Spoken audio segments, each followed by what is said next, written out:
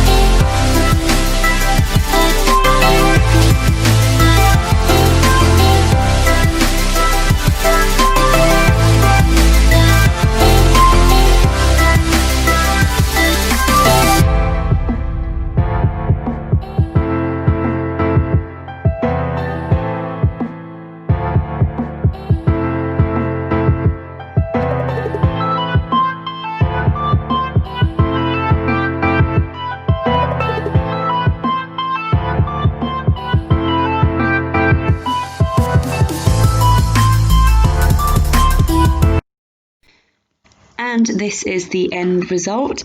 As you can see, the living room looks so much better. Everything is put away.